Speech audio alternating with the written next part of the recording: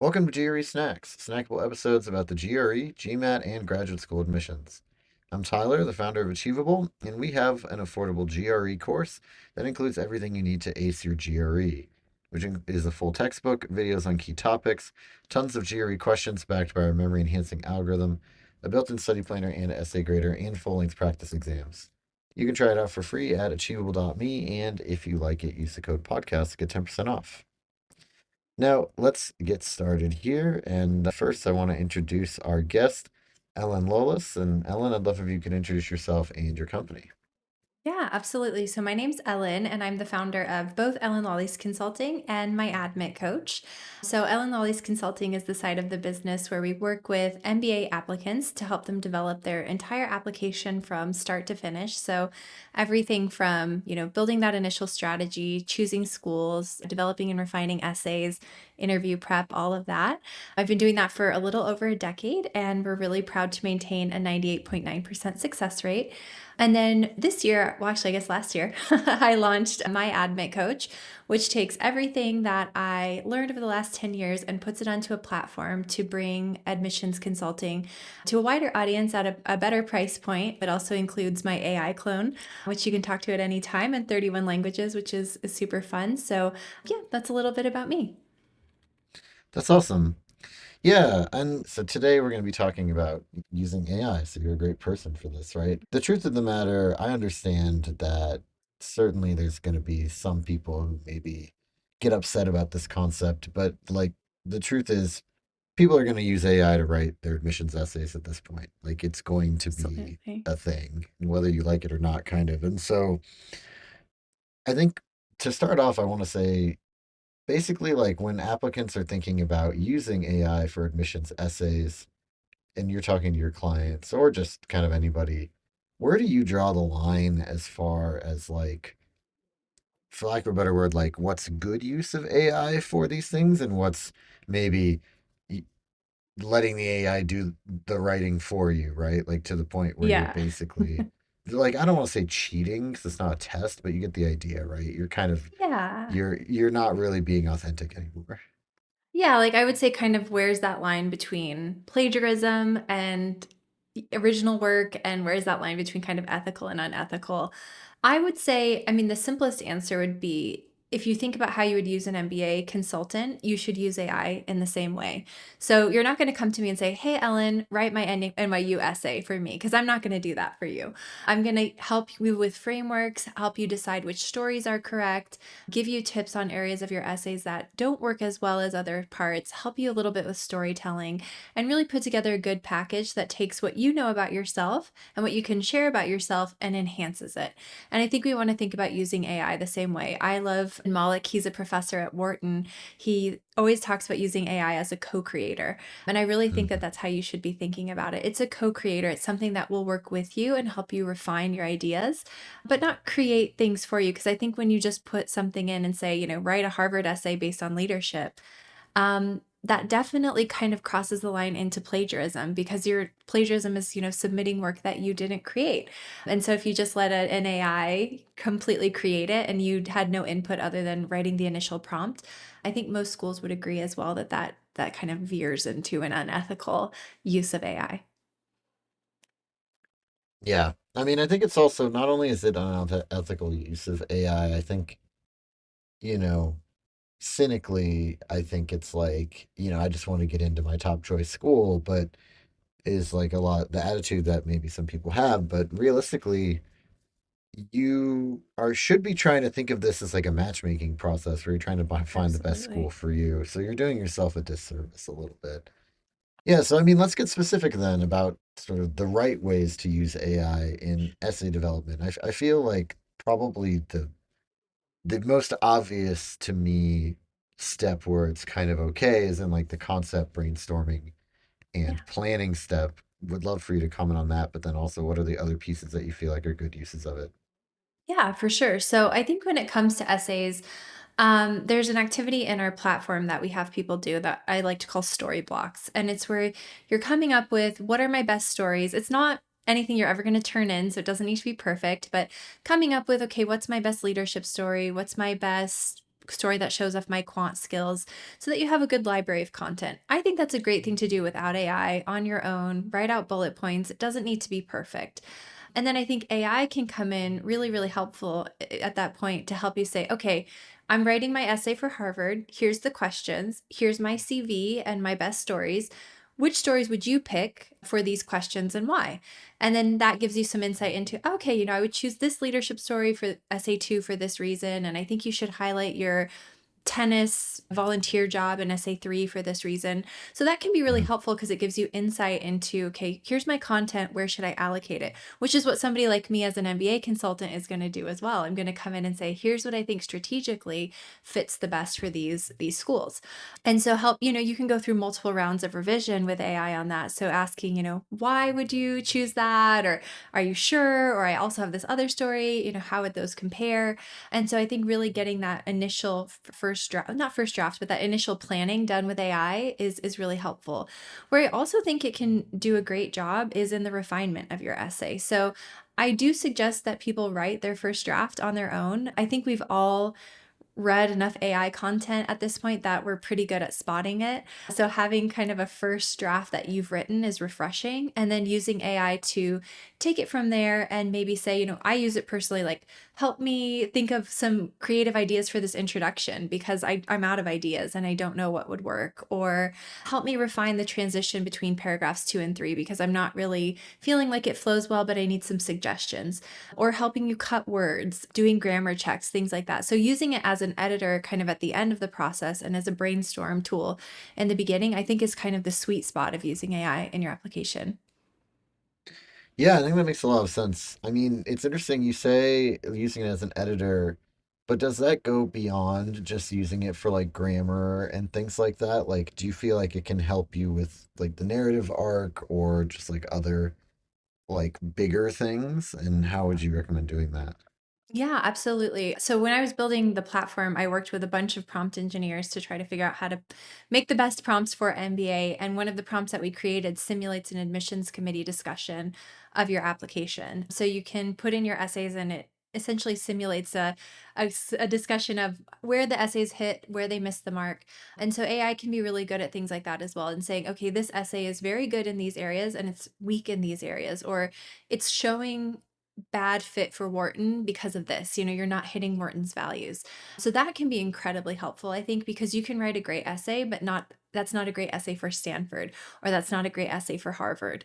So it can really help you see how you're aligning. I also like to use it to, give you critiques on things like storytelling. Like, how would you rate the storytelling in this essay from 1 to 10? And where are the areas that you find it the weakest?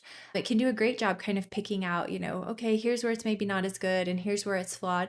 Of course, with all AI, we have to take it with a grain of salt and use our brains because sometimes it's going to give you advice that doesn't make a lot of sense. But generally speaking, it's gotten to the point where it's quite good at recognizing some of these shortcomings. So I think using it as a strategic partner to understand where your gaps are in your narrative or where they are in terms of showing fit for the school can also be a great tool.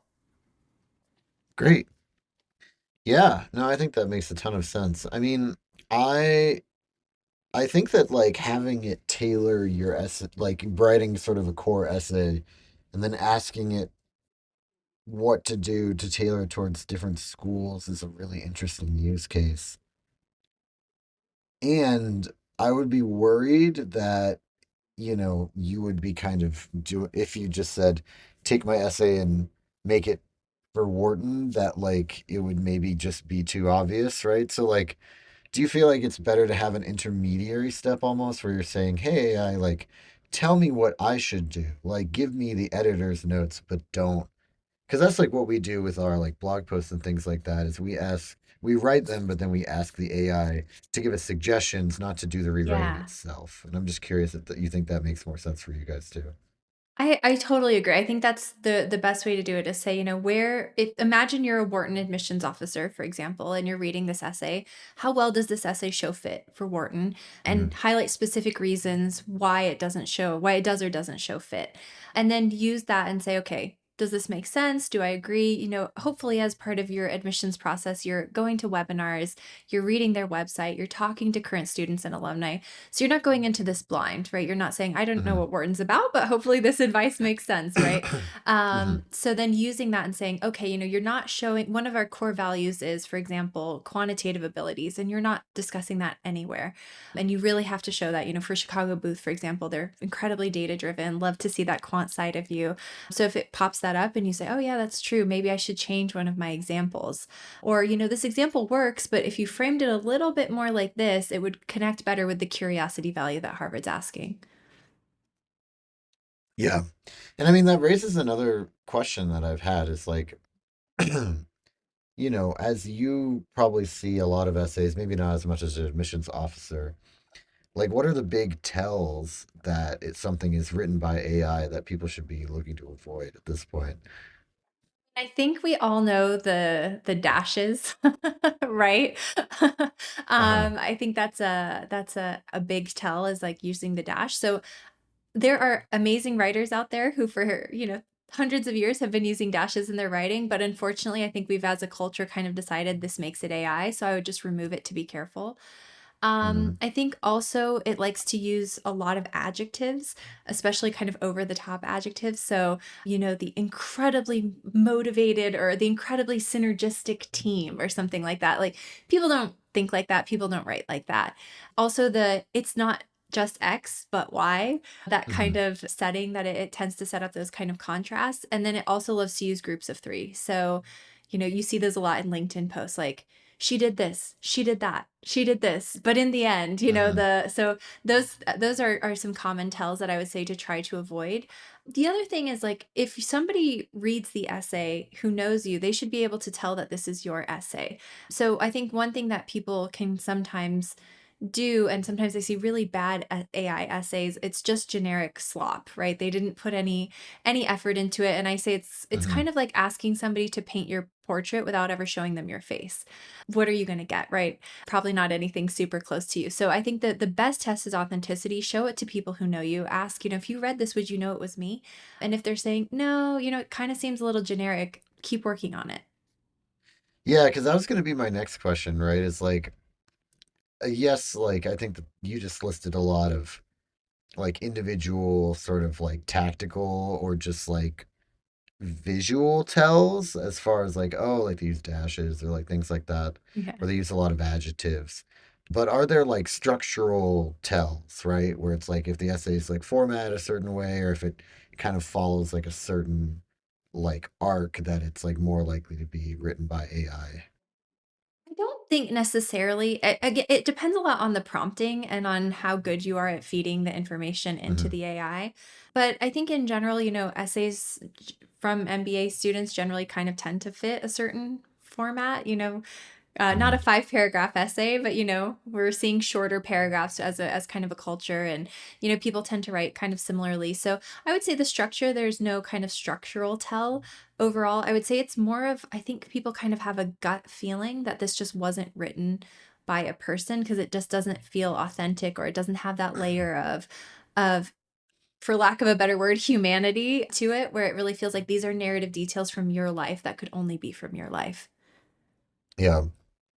Yeah, no, that's great. I mean, and it also makes me think of another thing, which is talking about like prompting, right? Yeah, do you have any advice, I guess, or even like example prompts that you'd be willing to share, just that you feel like are really good ones that you use a lot or that you like, think do a good job of giving you either the feedback that you want or like the suggestions and changes that you want?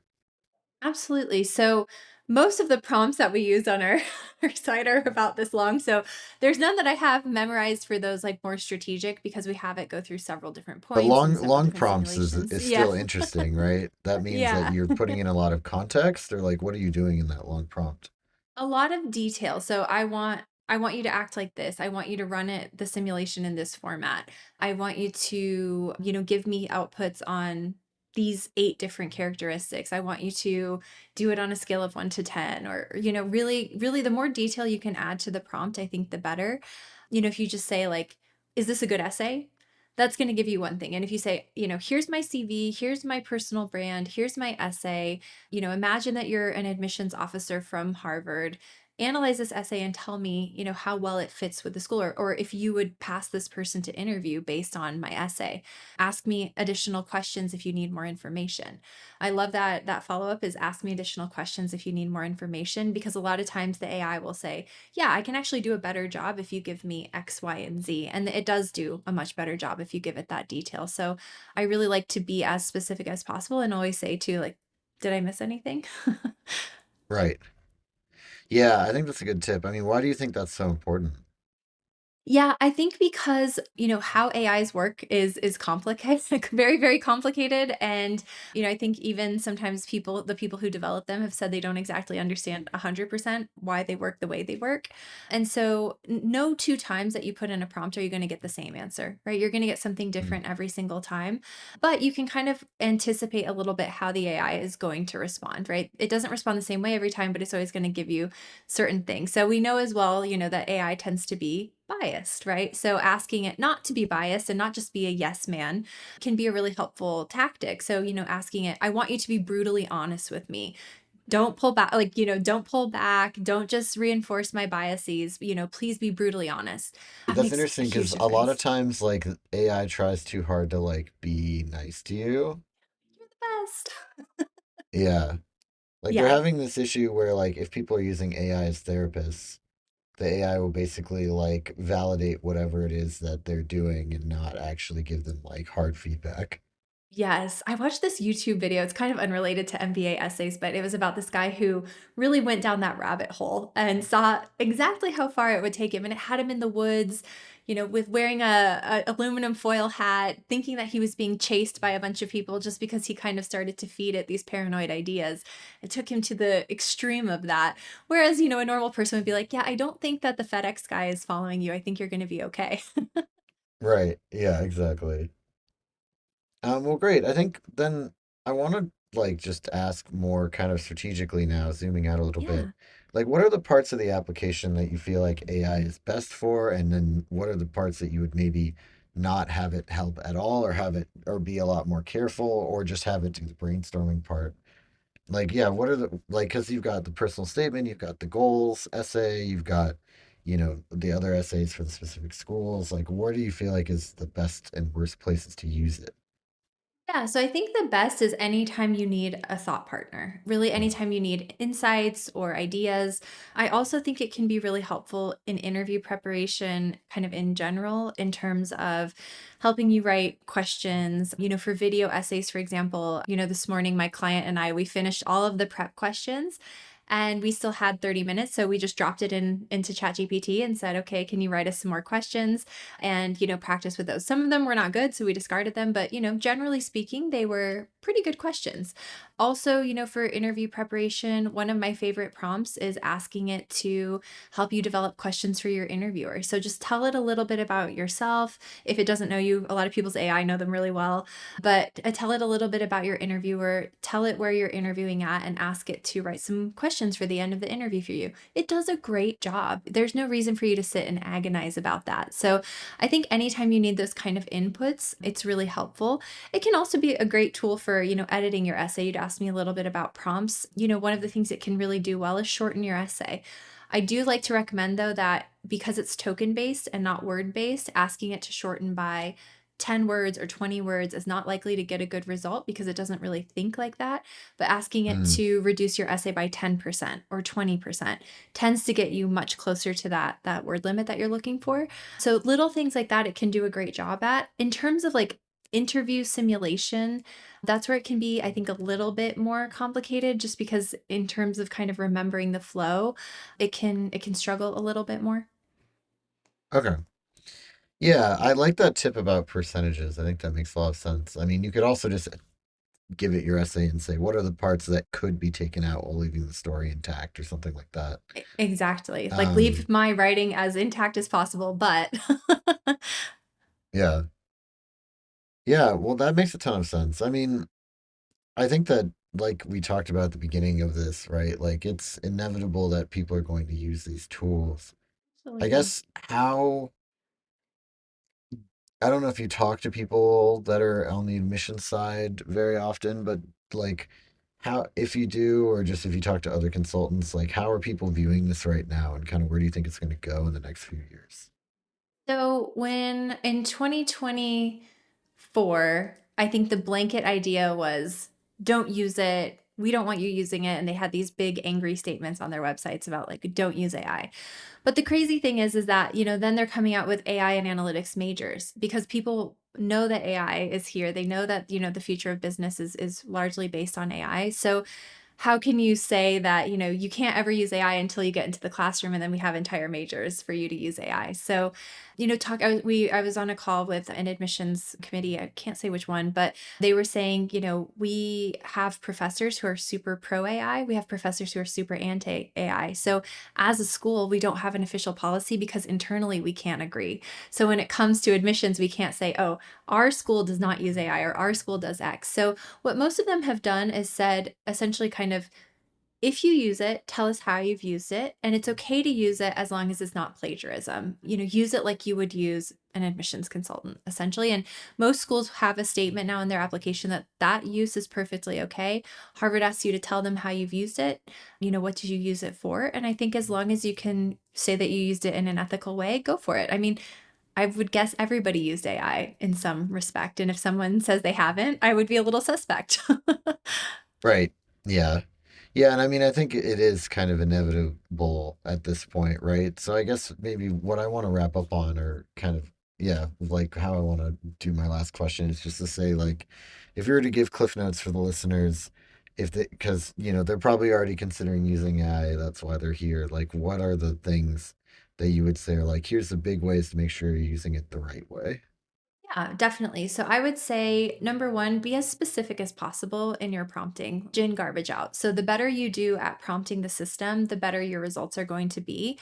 And don't always accept the first answer, right? I like to think of using AI as a conversation where you need to sometimes go through various iterations to get to something good. So a lot of times people will put something in AI, get something that's a little weird, and just say, I'm done. It doesn't do a good job. But really, it just needs more from you. It needs a little bit of better prompt or a little bit more information. So work with the AI and it'll help you kind of get to where you need to go. Use it for brainstorming, not for creation. Think of it as a co creator, I think, is how you can bring that authenticity to the table. And I think that's so important right now because polish has become kind of the new standard. Because of ChatGPT, because of all these AI tools, you can have a really well written essay with no errors, with no, it's perfect. So, really bringing that human side, that storytelling, that authenticity now is what makes an essay stand out. The rest is just the basics. And then, use it for test it out, have fun with it, right? As long as you're not having Mm. it do the work for you, have fun with it. Say, I'm applying for Harvard and I'm doing the interview. Can it write some Harvard questions for my Harvard interview? Probably it can, can it help me think of this? Can it help me think of that? It probably can. So I Mhm. think definitely just play around with it and you'll find a lot of really interesting uses for your application. Yeah, and don't be afraid to kind of like have fun even, right? Yeah. Because I think that, yeah, and just like be creative. I think that makes a lot of sense. Yeah. Great. Well, thank you so much. This has Of been GRE course. Snacks, hosted by Tyler from Achievable with Ellin Lolis from My Admit Coach in Ellin Lolis Consulting. And Achievable has a great GRE course. Try it out for free by going to achievable.me.